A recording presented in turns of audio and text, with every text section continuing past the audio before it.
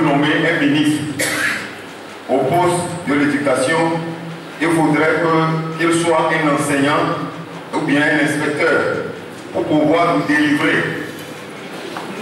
Mais nous avons senti depuis un certain temps que lorsque les ministres sont nommés, la plupart sont des professeurs d'université. Et quand ils arrivent, ils ne font qu'arranger leur secteur et ils négligent les autres. Et je suis sûr que vous n'allez pas me démentir ici.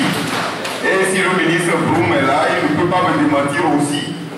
Si aujourd'hui, à l'université, il n'y a pas de grève dans le corps professoral, c'est parce qu'il y a gain de cause.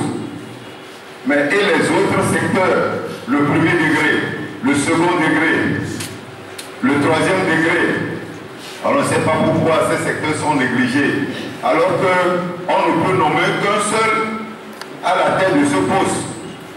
Si tel est le cas, s'il faudrait que un professeur d'université soit nommé au poste du ministre de l'Éducation pour arranger seulement le secteur de l'université alors que les autres secteurs sont là, nous aussi au premier degré, nous estimerons que à la prochaine fois pour nommer un ministre, il faut que ça soit un inspecteur.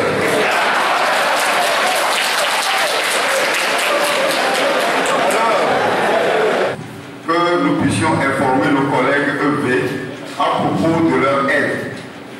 Sincèrement, ils souffrent sur le terrain. Et nous, en tant que directeurs, nous n'avons pas les moyens de les aider. Et les parents ayant appris que l'État leur venait en aide, depuis, ont cessé de contribuer pour pouvoir les aider. Alors, jusqu'à quand cette année, leurs aides pourraient leur parvenir? Nous ne sommes plus motivés à nous cultiver.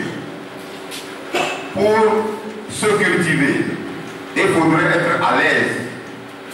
Alors, comme nous sommes maltraités, c'est pourquoi maintenant on va à la dérive. C'est-à-dire on regresse dans la culture. Alors que l'éducation est tous enseignants et chercheurs. Nous avons besoin d'évoluer. Alors, à cet effet, moi je voudrais faire une proposition pour nous qui sommes du premier degré. Je voudrais qu'on institue le cap supérieur d'enseignement du premier degré qui donne droit au cadre A2 et ceux-là seront en priorité à prendre la direction. Et lorsqu'ils auront réussi à cet examen, leurs épreuves orales porteront sur l'administration et comment gérer l'école. Et lorsque il n'y en a pas assez, s'il vous plaît, ceci pour nous permettre à l'enseignant de se cultiver, d'évoluer. Sinon, s'il n'y a pas cette motivation, nous pensons que le CAP est devenu un certificat d'aptitude à la paresse. Ce n'est pas bien. L'enseignant doit évoluer.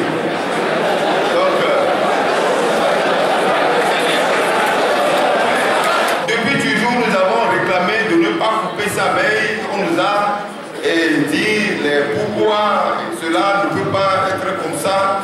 Et depuis toujours, on a coupé et on dit qu'on fait l'économie pendant 6 mois, 10 mois pour faire du rappel.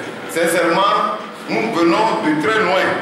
Bon, comment nous nous sommes déplacés pour arriver ici, c'est Dieu seul qui sait. Alors nous voulons que, dorénavant, qu'on laisse au niveau de chaque inspection, au lieu de signer les papiers d'indemnité et rassembler tout pour le Togo avant de faire les indemnités, nous voudrions qu'on le fasse comme on le fait pour ceux du 3e, 4e degré, de manière que ça ne soit plus coupé comme par le passé. Donc nous prenons une attestation de maintien au poste au niveau de chaque inspection, l'inspecteur signe et nous amenons ça à nos piéteurs en même temps et on continue. Lorsqu'un directeur n'est plus en fonction, il ne va pas présenter son attestation de maintien au poste et à ce moment-là, on peut lui couper l'indemnité de direction. Merci.